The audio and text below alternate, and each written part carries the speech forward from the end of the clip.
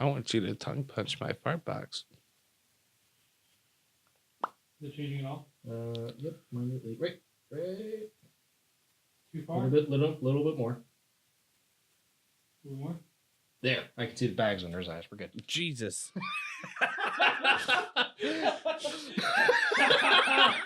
Fuck. There's our intro.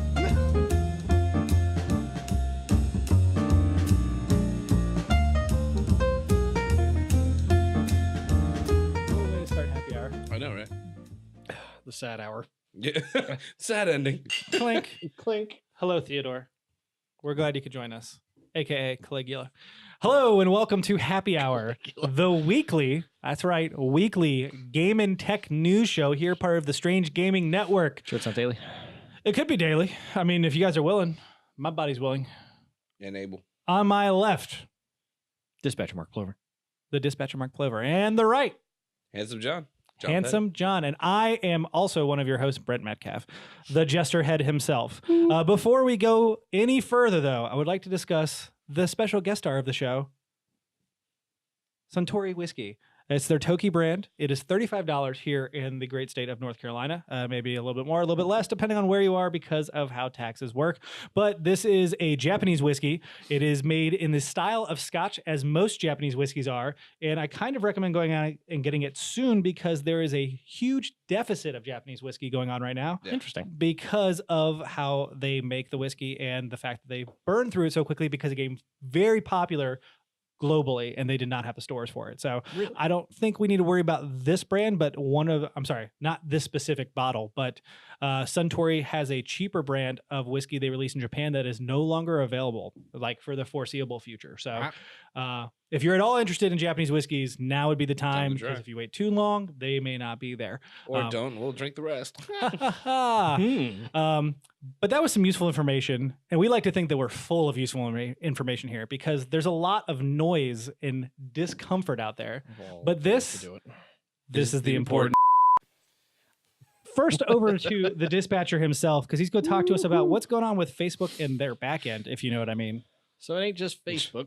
For those of you who don't know, Facebook actually owns Instagram and WhatsApp. And of course, Facebook Messenger, of course. WhatsApp's the one I did not know. Really? Yeah. Yeah, actually, I was surprised to hear that as well. Yeah. Yeah. So that was actually one of the earlier purchases that they made. I believe it was before Instagram. But, Oh, wow. Okay. The idea of what's coming anyway is they're getting ready to merge the backend resources for all three of them into a single platform. Interesting. So the apps themselves won't change at all. Everything that you do and the way that you interface it with it will be exactly the same. But the problem is that right now there were already a lot of privacy concerns with Facebook Messenger and their ability to sort of mine the data that comes out of it. And Facebook hasn't been outright about, saying why they're merging everything together other than, the basic stuff of, simplification of, like we have everything under one roof kind of thing or in a centralized platform. But that does give them the ability to mine the messages and better target ads if they can link your WhatsApp account to your Facebook account to your Instagram account. Yeah. And Instagram's already terrifying as it is. Yep. Well, not only that, but it's like, say if you're not as much of a Facebook person, but you're much more of, I thought WhatsApp was supposed to be end-to-end encrypted. It is, so is Facebook Messenger technically. But yeah, but say who's doing the encrypting? Yeah, It's I them. know, but what I'm saying is like, are they actually listening in? Because I thought they weren't supposed to be able to do that. Yeah. Well, so here's the issue with end-to-end encryption anyway. Whenever it comes to them, so end-to-end encryption for something like Allo, for example, is actually dependent on your device. Like you literally cannot see your messages on another device. If you have an Allo account, can't see those same messages that you receive on your phone on your tablet. On Facebook Messenger, on the other hand, and on WhatsApp, you can still download those messages after you sign back in again, which means that key that's used to unlock those messages has to be stored somewhere that you don't have to physically transfer it from device to device.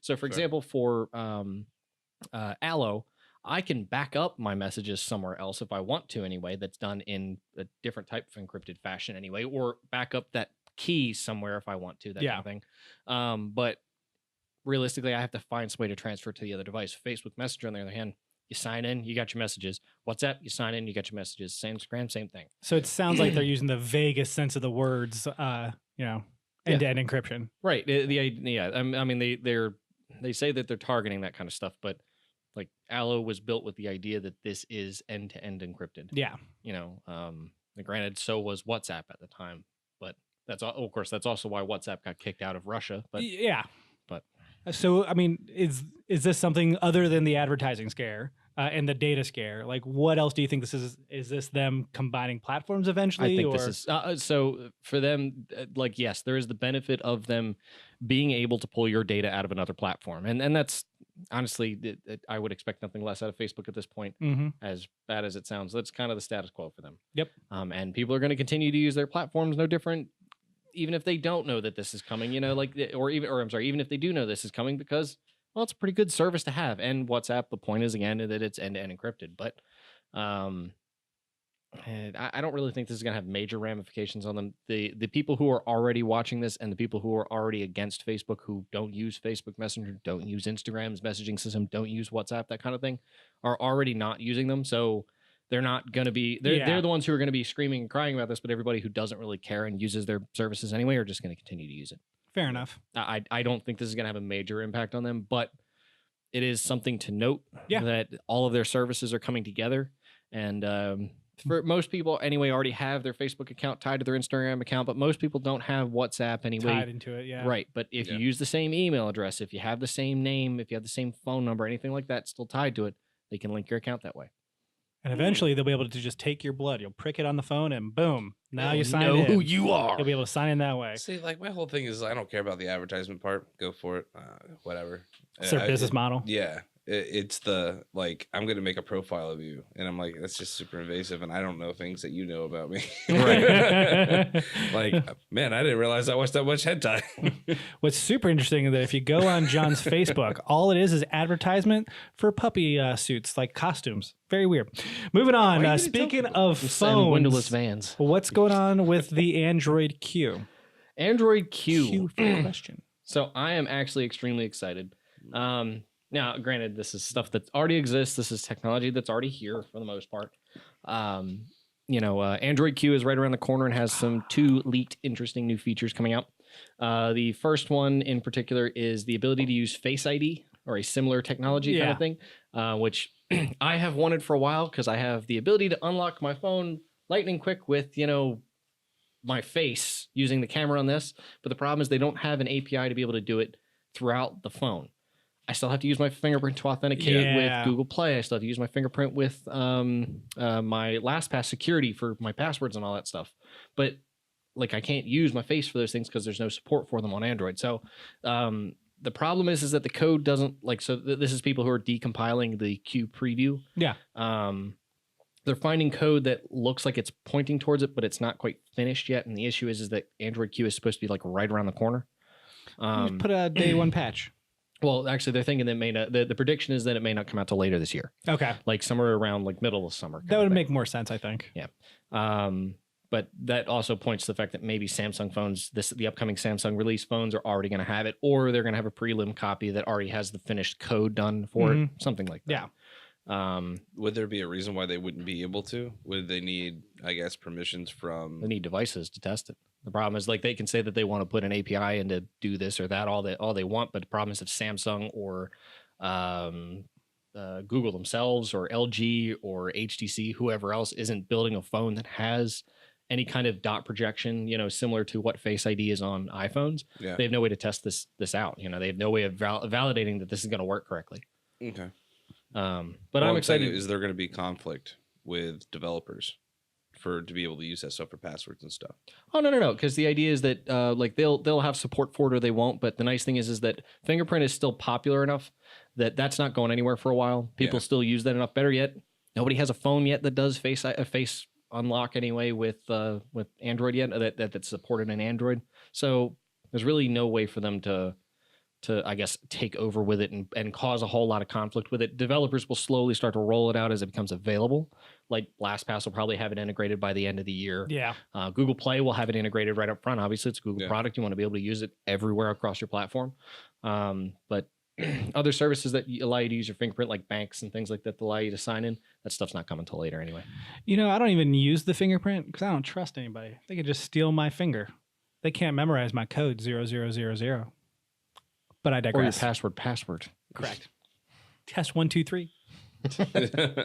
But so that's just the first one, and actually one that I'm particularly interested in is the ability to roll back updates on your phone. That will be interesting for sure. Yeah. So this is not a feature that either phone and apps, or Google apps. No. Any app can implement this. Like, it's a permission that apps actually integrate anyway. Which whenever they do it, they have to build in a functionality anyway that allows you to roll the app forward and roll the app backwards. So iOS has always had some sort of functionality of this, but they don't have an explicit way to just sort of say uninstall the update kind of thing. Developers have a way of saying this was broken, uninstall this, that kind of thing, and it's basically like an update that rolls back kind of thing.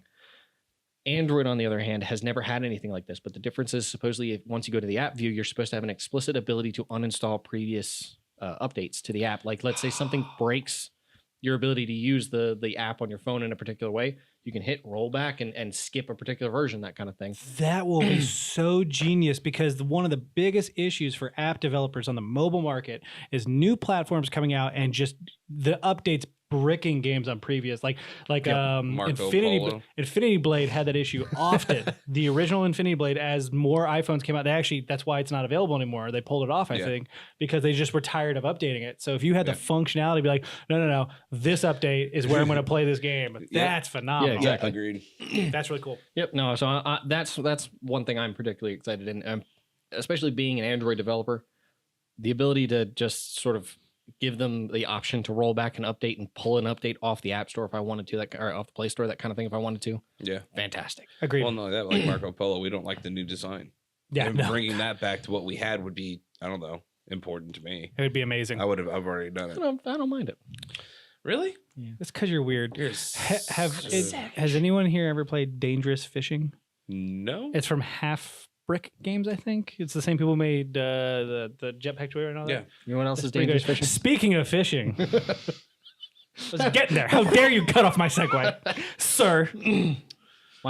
So my last article here is about Google's phishing quiz. I'm just gonna run it right in the ground if I can. No, Google has created a phishing quiz for internet phishing, not for phishing. PH phishing. I'm just gonna put a rod and a credit card in your hand that you pull out.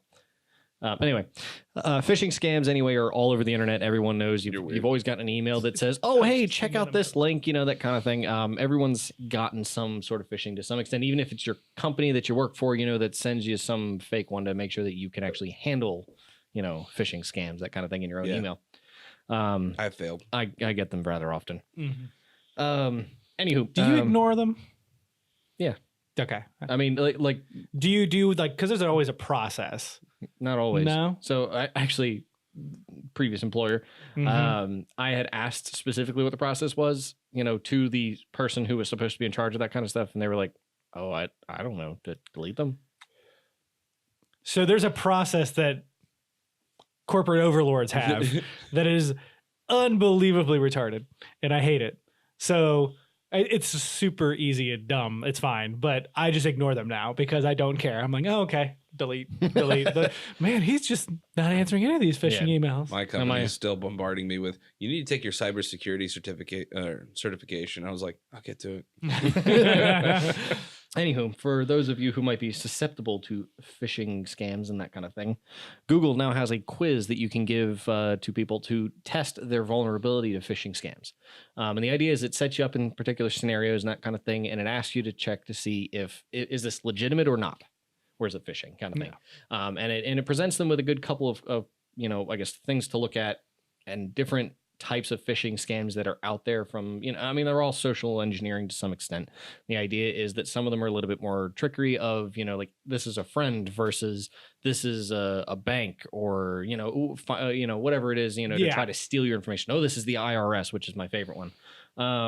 But the Google's phishing quiz here in particular is meant for your not as tech literate, family members who might, be susceptible, that kind of thing. Yeah. So definitely hand this quiz to them, give them the link, let them go try it out, that kind of thing. Take it yourself just so you have an idea of what's on it. It's actually really good to take the quiz and make sure that you can pass it, because you may actually learn something. Actually, I learned something that was it was really close, and I fell for it. Really close. It's because you're so gullible. Always. It's okay. I like screwing with them. That was interesting. I didn't expect that out of you. See, he'll send him a legitimate email, but it's going to have some phishing URL. Yeah, there you go. Put his in there. Oh, there you go. Unfortunately, phishing can't protect you from every assault on the internet, because there was a fairly large data breach. John, why don't you talk to us about it? Yeah, there was an article that was produced on January 17th, just to give you kind of an idea of when this was. This was we were filming on the 11 days ago. We were filming on the 28th. Yeah. So there was, to be exact, I don't want to get this wrong, 773 million emails. I'm sorry, how many? 773 million emails in this first collection. And there were 21 million passwords unhashed. Million. MILLI. 3 zeros. So that's it.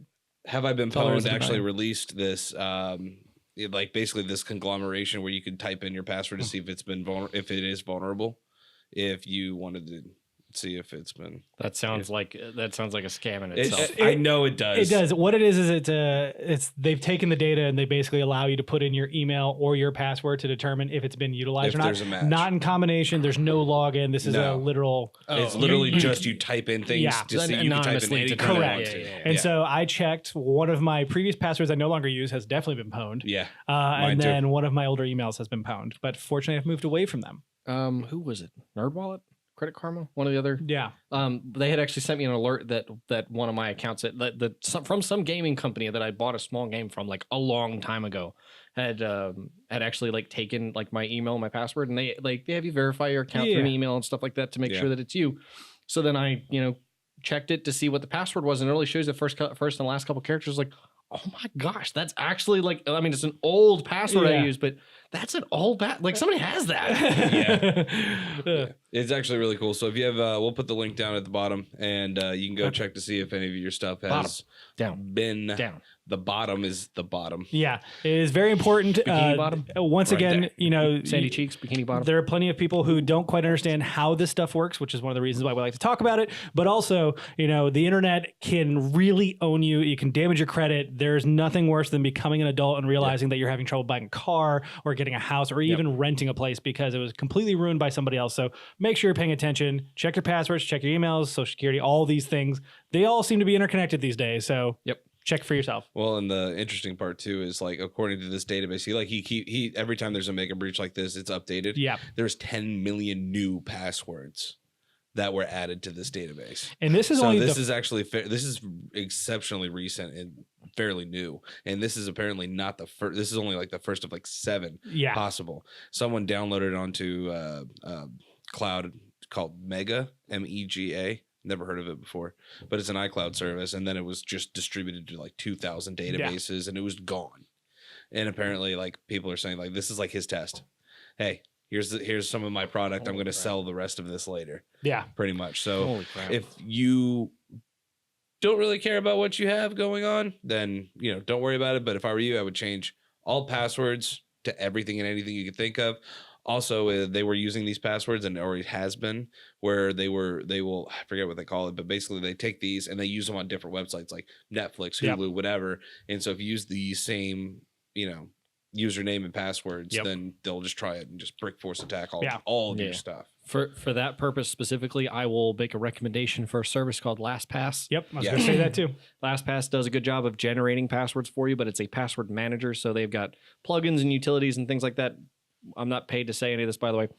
I just really enjoy their service of, being able to generate those passwords, manage them for you, and then automatically put them in for you on any of your devices. Yeah, literally super anything. Nice.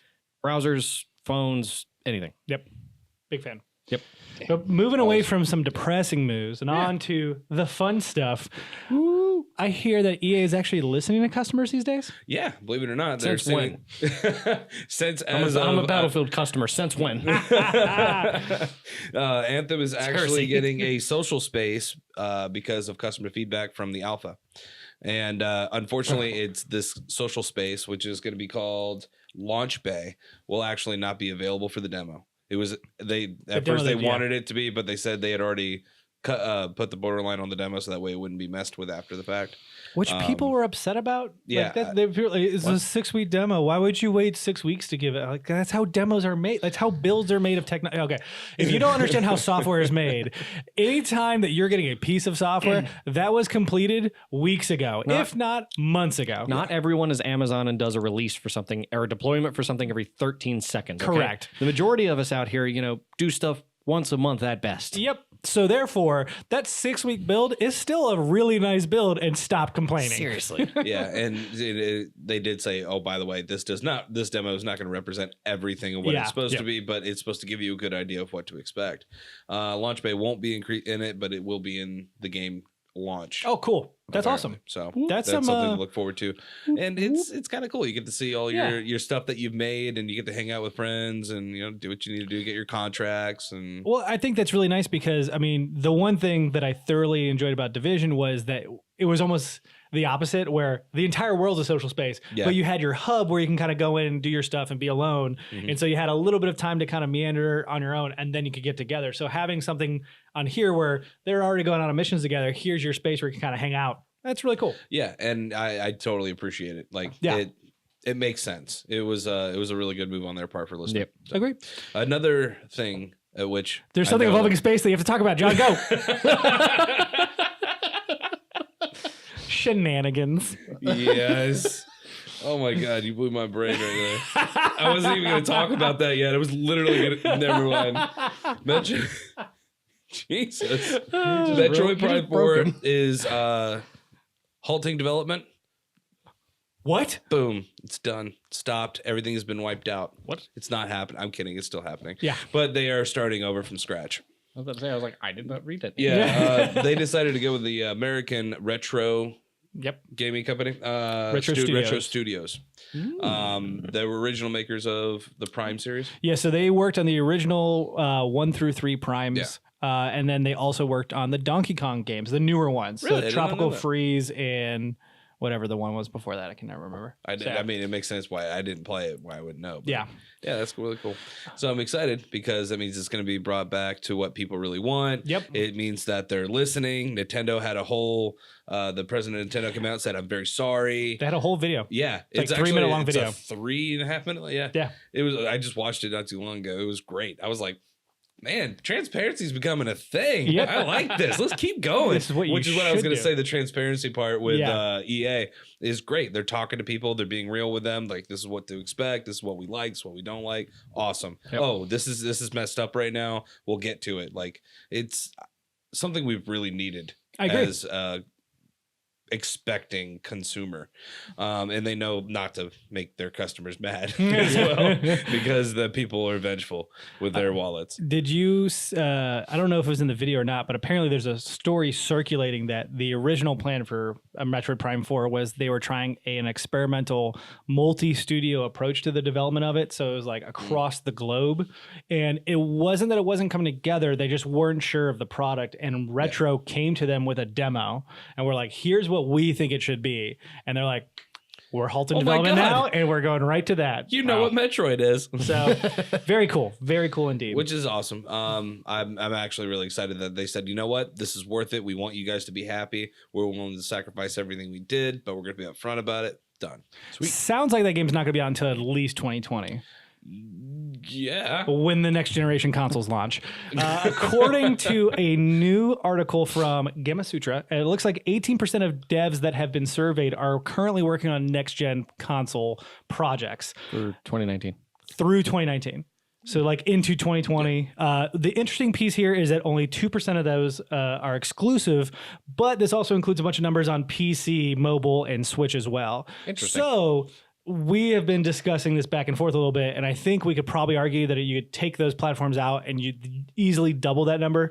I don't think it's going to be much higher than 36%, but somewhere around that line. Because here's the wonky part. You have to remember what happens whenever a console launches, is that games are released on both. So how do you classify those games? Most of the time, they're classified as current gen games that are ported over.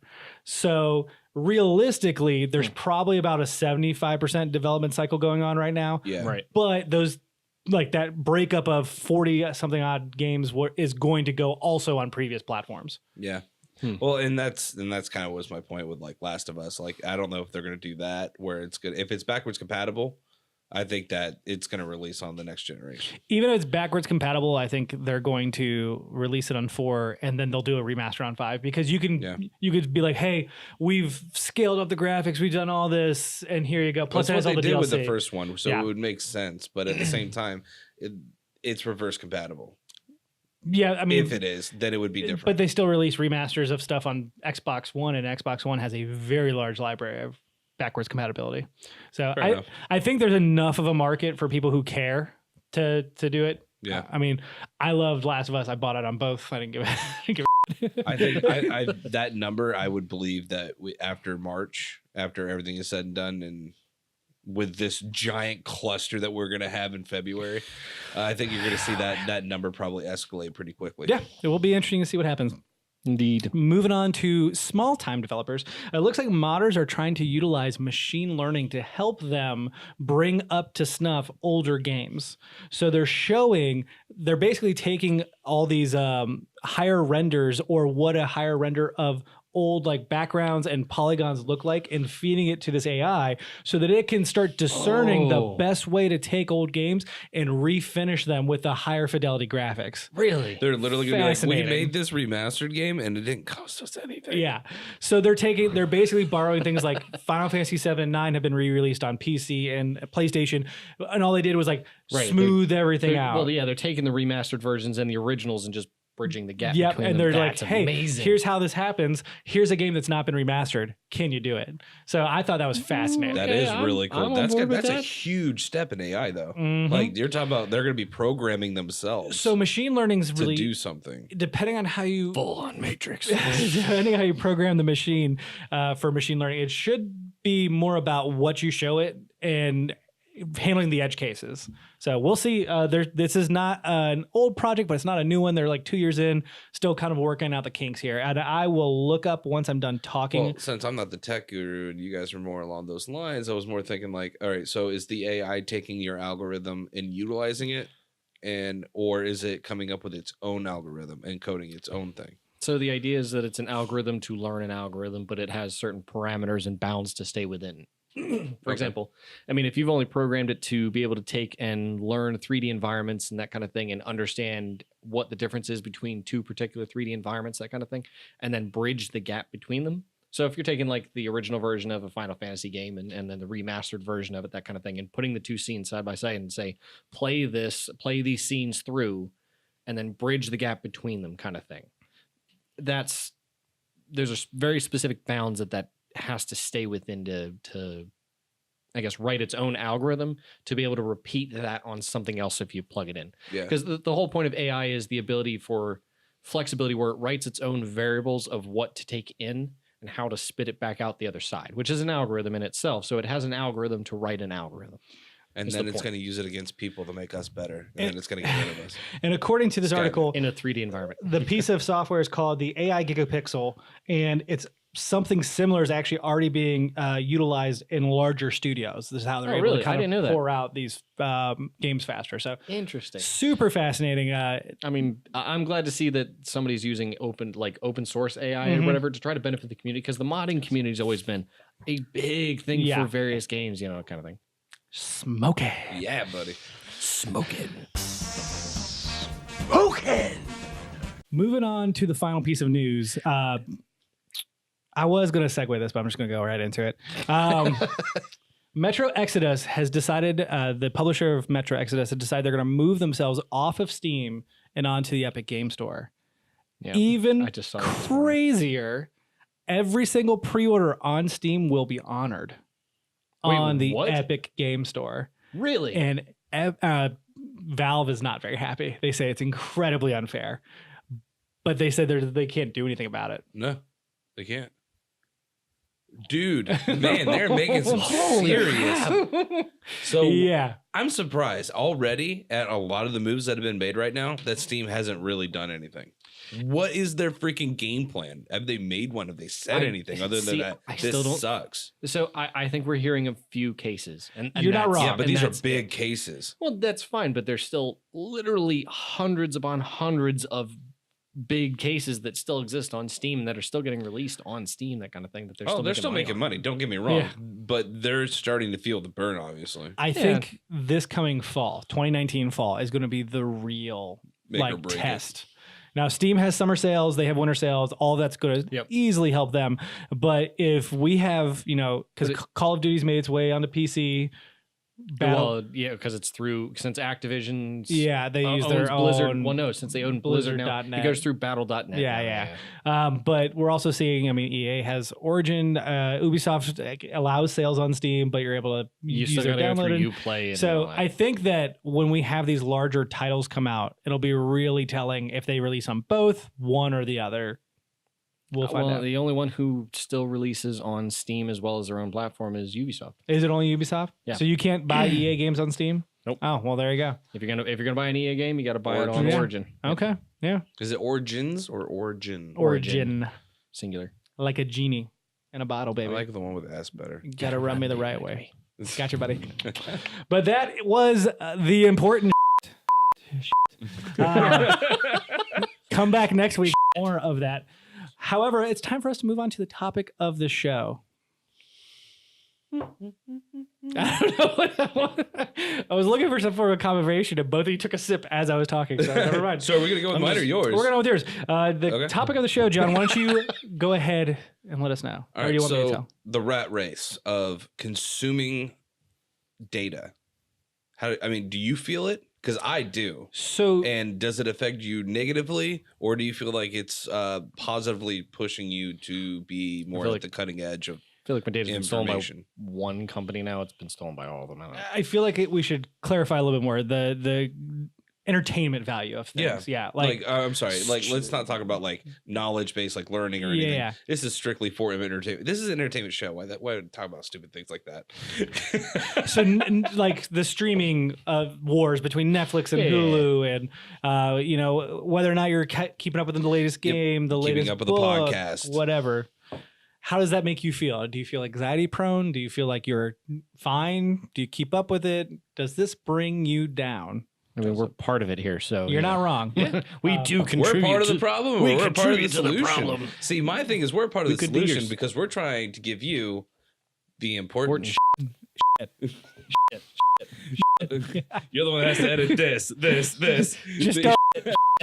Just leave it. Let the little kids hear. They can learn something from us for once. No, that wouldn't be learning. But at the same time, I do feel sometimes I can't get enough information, and I'm always struggling.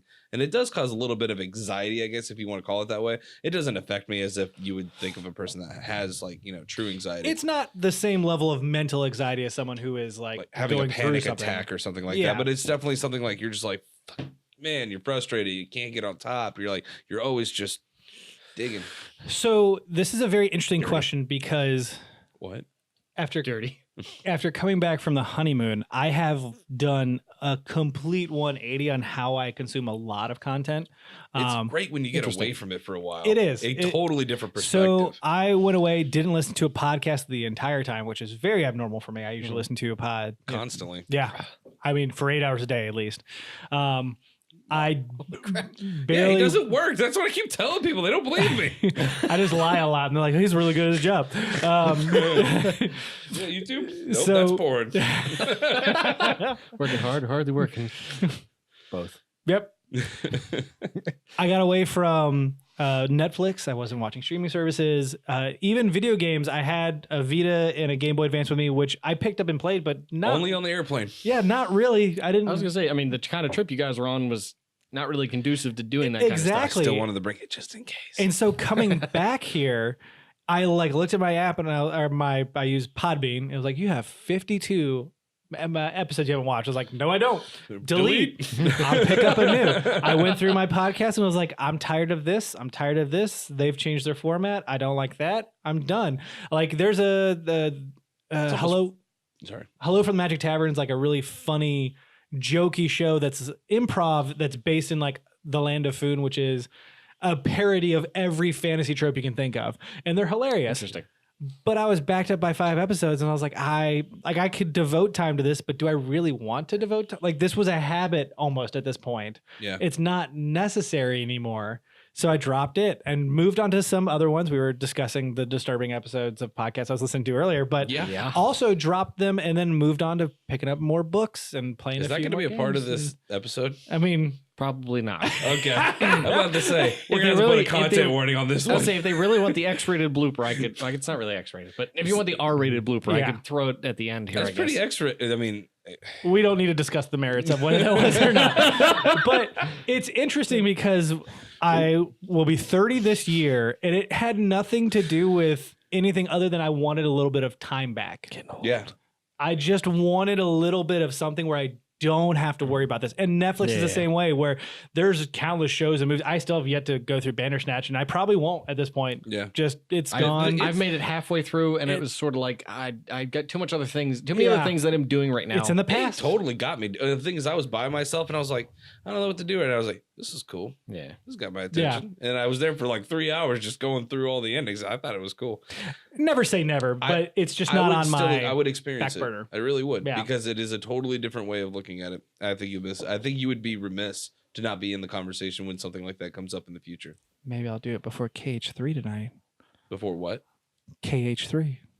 I thought we weren't calling it this. Kingdom Hearts 3. Jesus. Hell's Kitchen 3. But it's interesting. Hell's Kitchen. It's interesting because I've dropped podcasts a little bit, or quite a bit. I've dropped streaming services, like a few things. I probably won't get back to Man in the High Castle. It makes me a little sad. Oh, wow. Yeah, it's just... You were totally up on that, too. I'm so far behind on exactly. That. And is it worth your time? Like, time is such a valuable currency. We already today. feel anxiety from just getting behind for that little bit. A couple of days. I mean, you were gone for a few weeks. Yeah. Out of your life. You shouldn't feel like, oh my God, I have to catch up on this. Like, you know how much of your free time would have been, you would have literally been in debt for the rest of your life mentally trying to catch up on podcasts. Oh, yeah. Mm-hmm. Like, it's insane. And that's why we try to conglomerate that and bring the really important stuff right to you. Important shit. I'm trying not to make you do another edit.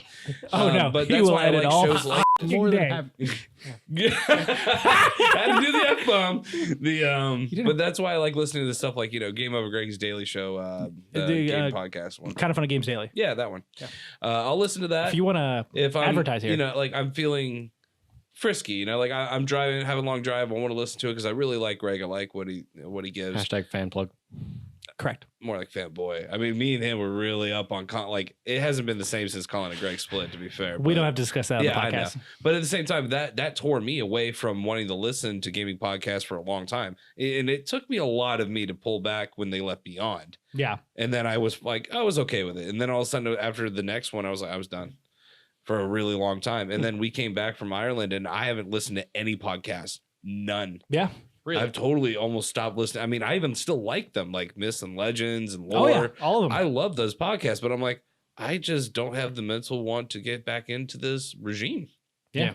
I had a similar experience with YouTube where I fell down a huge rabbit hole of 1,000 different shows and I subscribe to all of them and I get updates, but literally coming back from just being away from it all, I'm good. Started unsubscribing, started taking stuff away. I was like, you know what? Maybe a little bit of minimalizing is good. Yep. There's nothing wrong with branching out and experiencing new things and trying, but coming back to your core, your center and what you appreciate and what you love. Trophies.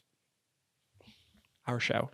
Don't leave us on YouTube is my point. You can leave other people. Stay with us, please. No, all 5 of you. No. For me, actually, it's been video games. Yeah. For the better part of a year or two now. Now I've made more time to spend with friends and things like that, where I've actually gone out more than like once or twice a week. Now I actually try to go out like 3-4 times, that kind of thing. Look at you, Mr. Moneybags. No, I just really like alcohol. Yeah. No, actually, Kepley had asked me, I'd made a joke with Kepley anyway before this podcast. Anyway, it was gonna be like the alcoholic. I mean, the dispatcher, Mark Plover. No, but after those Tom Collins, man. Now, for me though, it's been a constant fight, and especially for me over the last 11 months. Because like I have spent every weekend other than with the exception of 7 with this upcoming weekend anyway. At my mom's place to try to take care of things, help her out with, the house and all that stuff. And the problem is that I have like an entire, like literally I created an entire Scrum board of things that I have to do. And it's over 100 items long of like oil changes on vehicles, and like I have a motorcycle and a car or a motorcycle now that needs an oil change. At the time I had a car that needed an oil change. I have another motorcycle I still need to sell. I have like my room's a mess, blah blah blah, that kind of stuff. And it's just stuff that I've let fall to the wayside. But video games sort of fell with that and other pieces of like media and things like that. And actually the one thing that stuck for me is YouTube, ironically, which it's the biggest rabbit hole I probably could have to fall down. I would almost prefer video games because I feel like I can play something for a little while. And again, my video game habits of playing Rocket League or Realm or CSGO or something round based where I can play for an hour or two and then put it down, that kind of thing. You can play with us now on PS4 and PC, Rocket League. Okay, I'm done. I'm not playing Rocket League. Not that I have anything against it. I just never played it. You should. You thoroughly enjoyed that hardware rivals bullshit. I don't understand why. It had no reason to be that good. But anyways, sorry to interrupt you. No, but a lot of that stuff's sort of fallen off the side because there's too much for me to do. Yeah. Like YouTube in itself consumes me if I really let it. Oh, absolutely. Even if it's stuff from months ago. It's still stuff that just consume. Now, I went down bad rabbit holes of seeing like car crash videos and that kind of stuff. Those are amazing. That is the best rabbit hole to go down. Motorcycle road rage and crash videos, that kind of thing. Mostly because as a motorcycle rider, it's kind of scary to watch a lot of that stuff, and you see how dumb some people are, and you're like, I'm gonna make sure I avoid that. I can predict that kind of stuff. Smart on the road, but I won't kick the car while I'm going 50. I'll do it while I'm doing 30. Thank you. Yeah, but no, it's a bad rabbit hole to go down. But it also, from time being sucked away with other things, I don't have time to devote to video games like I did. Like I played Realm 2 nights last week or whatever, and that was a rarity for me because I played maybe 4 rounds total between those 2 nights, which were only equaling up to about an hour total. I mean, not to mention I've been working on programming projects and all that stuff on the side. I still have servers that I have not consolidated yet just because I've been putting time into YouTube, I've been putting time into development, other things. Then the weekends are completely occupied. Yeah. It's just time is such a valuable resource. Yeah. And it's extremely limited. And I think that's where the anxiety comes from, because it is a form of anxiety where you feel this sort of pressure. You want to take everything. Yeah, because you do. If I could just split myself up to focus on reading manga and doing YouTube and all of that jazz, I would do it in a heartbeat because I could just bring it all together, but you can't. And so you have to pick and choose. And as you get older, it becomes even more important because there's less time.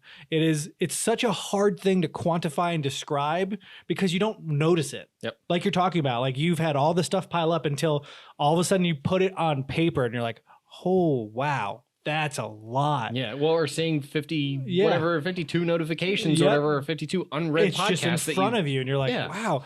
And that's where the anxiety hits you. Yeah. I have 1,200 hours clocked on my PS4. 1189. Do you know how many I have? 1162. You beat me. Oh my You beat God. me. Now that doesn't count Switch, Game Boy Advance. Like the amount of games I played. I did play a little bit of Switch, but I would say if you would have added those up, he probably would have definitely. That was the most amount of excitement I've ever seen you like. It was blurt out there. Well, the fact that I thought about it, because as much as we play, like we've always been fairly similar. Like I got 12 platinums this year. You got 14? 14, yeah. Yeah, I helped him get 1 platinum. Yes, he did. And I was gonna get another one. So if you wanted to, I would have been like 13. It would have been fine. But we always had this like slight competition, and it's just so funny to see how close we are with certain things. But I'm looking at how many hours you play. Like 238 hours were played online. 951 locally, and only 5 hours in the VR. I think I had 12. Brown. I had 14. Brown had 24. Which I'm surprised because you played Moss. I played Moss and on Astrobot. mine. Well, almost Astrobot completion. You played Moss on mine. I played on my name. Yeah. Oh, it's that's a good point. Yeah. I figured it would have been on the PS4. It's like, man, you completed that game super quick as much as I played Spark. We'll analyze our PlayStation analytics here when we're done. I just wanted to make a point like that I've already consumed that much time into the PlayStation world, let alone what I was trying to play into the podcast, into what I was trying to do in my real in like IRL. Like you guys may not think about this. This actually does require quite a bit amount of time out of our week. It surprises me every week how much time this takes. How long it takes me to go out to the store and get this bottle of liquor you just have to no please idea. you? No idea. I think he's drunk already. It is interesting because I have like kind of tried to shift and reevaluate a few things of my habits. It is super easy to do something that's comfortable, like sitting at home and playing a video game all weekend. It is fun, but harder to get out there and go hike a mountain like I did yesterday, or you went shooting, like getting out there and getting out, go hang out with friends, trying to not stay in your hole, especially when you are older, you are more tired because you're just more aware of the world. It's hard. Like you just don't want to get involved. You just don't want to do that. Actually, I have the opposite problem. Yeah. I feel like I go out and do stuff too much. Yeah. Now. So, and this is kind of the dilemma for me because again, my weekends are occupied, but like during the week anyway, I try to go out at least like 2, maybe 3 times a week, depending on what's happening that week or who I'm going out with or whatever. But I really feel like I need to stay home more and I need to do more work on like websites. I need to do more work on apps. I need to do more work on the podcast. I need to do whatever, That's your problem. Like, work is here. So you want to go out there where our work is out there. So we want to stay in here. So it is very fascinating to hear everyone's different feelings, but similar feelings, I would argue. Like, I think we're all kind of in the same. Even if they're differently placed, like it's the same concept of, right? Like there's too much happening there's too much to consume, there's too much going on, too much to read about, too much to watch, listen to, whatever it is, that kind of thing. And of course we're just adding to it, But that's why you have to stick with the important shit. That's right. You just got to keep it simple, man. Live your life. No, I agree. I think it's easy to get overwhelmed and to feel that FOMO, that fear of missing out, like you're not. Don't in acronym it. that. No, that's a valid acronym that's used a lot. What, did a doctor use it? Yeah. No, I don't Dr. think they Phil. did. No, the equivalent to the best doctor in the world. You're feeling some FOMO. No, but I do think it's super easy to like get lost in that and let that guide you. But in reality, sometimes you have to take a step back and just look at it. So, I mean, I would argue just look at it. Just look at that. I would urge you to take a look at your own habits and see if there's some things that, are entertaining that you can maybe reevaluate. Is it worth putting your time into? And there's nothing, I'm not arguing that there's like, you don't put yourself into garbage. Like I put time into garbage stuff all the time. I play bad games. I watch bad television. Like there's catharsis there. Yeah. But taking a look at what's really worth your time when you're trying to consume something, I think is a valid argument. What's good until you watch something that's bad and you're like, now I remember why I watched that other show. And that's the same with games. You don't know a bad game or a good game until now you remember why you watch Happy Hour. And I think that's another reason. Like, people are unhappy. They play all these AAA games and they're expecting like perfection with everything, and they play this other game. They're like, this is crap. I'm like, it's really not. You're just spoiled. Well, I mean, if you get lost in the vortex that is pop culture, like mains phenomena, like the hit of the week, you can easily fall into a really bad habit of not being happy because you're just getting fed whatever's popular. Right. Whatever's popular isn't always good. It's just popular because it's being talked about. See, unfortunately, that's how I am with music. Yeah. So like I used to be into, like I would actually get into an artist and then I would dive deep into that the artist, discography, and that kind of thing. And I'd really get to know an artist, even if they were, like, we had a top 40 hit one time, or like they were a one hit wonder or something like that. If I found the music interesting, I would actually dive deep into the albums and everything like that. But lately it's just top 40. That's like I'll put it this way. The last artist that I really dove into was Post Malone. I listened to everything he had, that kind of thing. But the last one before that was G-Eazy about a year and a half ago. Got a recommendation for you. Okay. It's a band called Man Man, and they sing Demented Circus music. No. It's wonderful. I love everything. You should check it out yourself. I'm sure there'll be some links down below or above. I guess I'm going to have to now. No. But John's face. I highly urge you once again to just take a look and tell us what you think up in the comments above us. Let us know if you are with us or against us. It doesn't matter because we're still your friends. We're against easy. Brent. Are we Comments just are below. weaklings and we just can't handle the pressure? It could be. You never know. Are we just pansies and don't know how to manage or our is time? this world just too demanding and you need to take back your life and take a week off of freaking internet and enjoy life and be like, what did I do? Just make sure you download Happy Hour beforehand on YouTube. I definitely recommend that though. Just try it for once. Take a week. Yeah, go without the internet. Hour, now it's YouTube hard. app. Someone decided that they thought they could try to like avoid Amazon and that was impossible. That was a great article. Yeah, wasn't it? We're going to talk about that next week. Okay, that's cool. It'll be our tots for sure. But definitely try to take a break. I'll pull it up for you. Or at least limit your limit your exposure to see if you can actually feel something like, you know what, I'd really do like having my life back a little bit more, or no, this caused me anxiety, I need to be in the know. It depends on your age and economics, but I mean, taking a trip to the mountains to go to a cabin or the beach where you're just like away, not a commercial beach like Myrtle, don't go out of your way for it, but just let it happen. Just like seriously, just away from everything. It's interesting and enlightening. I would. Or you could do The Way, watch the movie The Way, and then go do the Camino. Yes. 100%. You should do it. We did that and it was wonderful. Yeah. The funny sidebar for me though with that is when I went on vacation, I actually went and did development. I actually took the time to because I enjoy it. Because you wanted to do it. Yeah. Like I enjoy it. So like we're at a beach house. And I literally sit myself out on the back deck, overlooking the water as the sun's coming up, and I'm sitting there, I'm coding. I love it. It's my book. It's the equivalent of reading a book to me. It clears my head when I do it. Okay. What's that, cool. Theodore? What's that? That's right. It's Last Call. Last Call. You don't have to go home, but you can't stay here. I love that song. Anyways, for our last call this evening, I even thought ahead and I got a question. What is your favorite hangover food?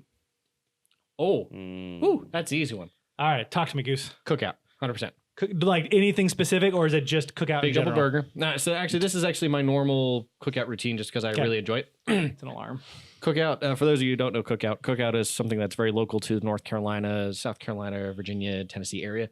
The Bible Belt. You can order a tray for $5.39 with a boatload of food. It's delicious. It's amazing. It's not that much food. Actually, I'll list all this off, and I'll let you know my total after tax. My total after tax is like $5.84. That's what makes me feel good. That's what makes me feel so good. Anyway, so for $5.84, I get a big double burger, cheese and lettuce only, because I'm a little bit of a savage. That's perfectly fine. A chicken quesadilla. Some veggies on that bitch. That's what lettuce is. Lettuce is a veggie. Onions, tomato, ketchup, mayo. No, negative. No. All that salt. No. Cheese. Bacon ranch wrap. Bacon ranch wrap. What am I doing? Yeah, bacon ranch wrap. Chicken quesadilla. And a huge tea. That sounds wonderful. Now that has to follow after like my normal routine of getting up in the morning, trying to roll my way out of bed and roll myself into the bathroom that's literally right around the corner, take a shower, make sure I guzzle water, that kind of stuff. And then find a way into my car to get over there. Yeah. Sort of swerve my way into that place without. Okay. All right. Unfortunately, I don't like eating during a hangover. What is wrong with you? Nope, not my thing. I'm like, what is hydration? That's what John needs. Yeah, I need IV fluid. It's not a one or the other situation here. You can be hydrated and have food. No, I don't want food. That's what I'm saying. I have no appetite. I get that. That's why I have to do my morning routine of a shower and water and all that stuff. Yeah, no, like me, I'm just like, leave me alone. I need to drink my water. I might have some coffee instead if I'm feeling frisky and not too overbanged. But at the same time, I don't drink that much anymore. I get to that point. I got so good. I'm like, nope, you almost got me. I might be an alcoholic. I drink like 4 times a week. I drink more than you. I drink quite a bit. And because of that, I need to step those up quite a bit. No one knows how much I drink because I don't let them know. If I have a hangover, it is because I drank a lot. And if I had a hangover, I need one thing. McDonald's double cheeseburgers. And if I don't get McDonald's double cheeseburgers, it doesn't matter the time frame of that day. I will be hungover all day. Really? All day. Like I could eat, sausage, gravy, biscuits, eggs, like all that like really greasy, heavy food, put on your stomach, soak everything up. I'll feel god awful until I get that double cheeseburger. And once I have it, miracle cure. I'm great. I feel wonderful. That reminds me of the one time, like when I was in college, we did, we're all having hangovers, totally of legal drinking age, by the way. We decided we were going to go to McDonald's afterwards, and the one right behind campus. And I think I ordered 5 McDoubles because it was, they're dollar menu, whatever, At that point, I don't care. And then I literally got a huge tea, and I went back for 3 refills of that. Oh Like we were there Diabetes. long enough. We were there long enough that I went for one thing of sweet tea before the food came out. I was like 2/3 the way through it. Got my tray of cheeseburgers, ate one, finished it, went up, got a refill, and then went halfway, had to go pee, came back, ate 2 more cheeseburgers, finished another one, ate another cheeseburger, went up, got a refill, came back. His liver's like, what the hell am I supposed to do with this? I am hurt from alcohol, and now you're shoving sugar in me. It was an interesting morning. It sounds like it was interesting to say the least. An interesting night too. Yeah. Although, side note of prevention for hangovers. Okay. To prevent on the other side, I have a rule of thumb anyway that has come from, ironically, members of our previous employer, higher ups with intriguing previous employer. You can tell me off camera. Yeah. 2 drinks, full glass water. 2 drinks, full glass water. 2 drinks, full glass water. Yep. And I live by that rule pretty religiously now, to the point that when I wake up in the morning, minor headache at worst kind of thing. And the only reason that happens usually is because I don't follow the rule and I have 3 drinks at one point, or at the end of the night I screw up and have 4 or something like that. That's the kicker for me, is it's never like the midway where I'm in control. I know what I'm doing because I'm great. It's always that I just had a shot and a drink and there goes the water. I don't remember. What is water? I don't want to swim right now. Give me some more whiskey. And you're in a bar and you're like, I don't want to drink that. The alcohol is what cleans the glasses before I drink it. The egg smell on the glass. No, but your wedding was, the after party was one of the big ones for me. Anyway, I followed that rule very religiously. I woke up the next morning. We were actually the first couple people to show up for breakfast. Because everyone else is coming upstairs like, I feel dead. That's the sole reason why I chose the middle floor. But let us know if you have a hangover cure. It can be homemade, it can be store-bought, whatever it is. Even, I mean, like recovery, prevention. Let us know. It's in the comments just above. If you can do it in the description once again, you can use it. The inspector, you can put it in the description. Take a screenshot. Let us know. Also, let us know if you have any ideas for Last Call. I'm always open to other questions to discuss. But until next time, cheers. Cheers. I want you to.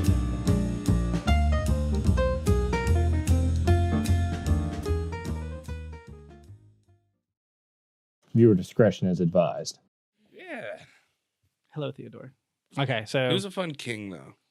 He was a good king. I mean, we can name him Caligula. I don't know if you'd call that fun or not. He's kind of crazy. You know, it's funny you say that because that was on TV randomly. Oh, really? It was just watching the scene where all these people were buried and had this giant thing just cutting off their head and sweeping it up. Before really we start all this, I am listening to an interesting podcast I'm not sure if I like yet, called The Last Podcast on the Left. It is a group of guys who get together and discuss things in history, whether they're real or not. Kind of depends on the content, but their recent batch of episodes has been on Joseph Mengele, and they spend 2 hours per episode going over. And this is they're on their 3rd episode to drop this Friday on it. They go into some graphic detail on that fuckhead, and it just makes me angry and disgusted. Do you not know who Joseph Mengele is? I know the name, and I'm trying to. He was a doctor, wasn't he? He was the Angel of Death, who was the lead researcher in Auschwitz for the Nazis. Oh, that makes sense. Yeah, and, interesting. And he the problem right now is that he and his team worked really hard to scrub a lot of the reports, so there's like a lot of information missing. But there are accounts from people of he did research where he had 12 pregnant women lay on the floor and he would step on their stomachs until the baby would come out. Fucked up shit like that. The worst one apparently is that one night him and some SS officers went and built a gigantic bonfire, and then 3 pickup trucks came with 300 orphan children, and they just took them out of not pickup trucks, dump trucks. They took them out of the trucks and they threw them on the fire, and none of the officers had any guns. Anytime a kid would be climbing out of the fire, they just had sticks to push the kid back in. Fucked up. What a waste of orphan tears. The entire episode, the entire thing is just infuriating. But that's what they do, is they break it up with humor so that you can talk about it. So what the hell, man?